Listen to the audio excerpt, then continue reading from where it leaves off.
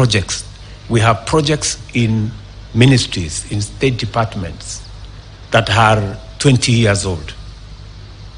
I told the Ministry of Housing, we have markets, 180 markets that were started 15 years ago under the ESP program. We have now committed resources this year. All those markets should be completed as a priority in the next 1 year. All those markets should be ready. Matters environment are going to be front and center of what we will be doing as well.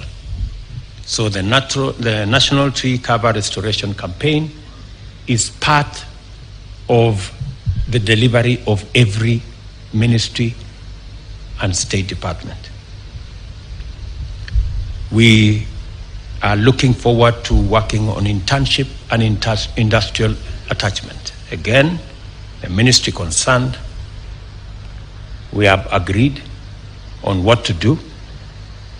This was our intention 5 years ago, but it was not delivered because of the old culture of making commitments that we didn't have any intention to keep. On internships this time round, we must keep our commitment. I have already engaged the private sector. We have agreed. Government is going to deliver progressively to 20,000 internship every year. The private sector have committed to me that they will deliver up to 50,000 internships every year. We want to see how we can grow this to 100,000 and make sure that we give a chance to many young people coming out of college, coming out of our universities, to practice what they have learned, either for a year or 2 years, acquire some experience, and find their way into employment and also into the market. Access to government procurement opportunities by young people, women, and persons living with disability.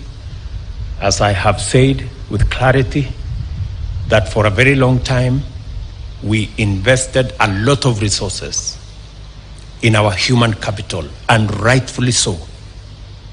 This year, we have committed 628 billion Kenya shillings for the education of the people of Kenya. That is huge resources. We are deploying additional resources in the hiring of additional teachers. We're deploying additional resources in making sure that we deliver on our TVET program. We are almost doubling resources that will go to our university education, and we are pulling all our universities from being saddled with debt because of the old funding model.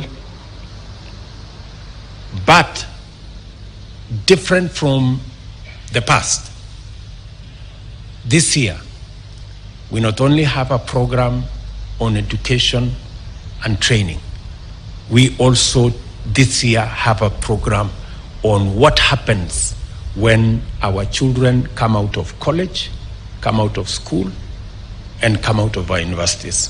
That's why we have clarity on how we are going to create jobs this year.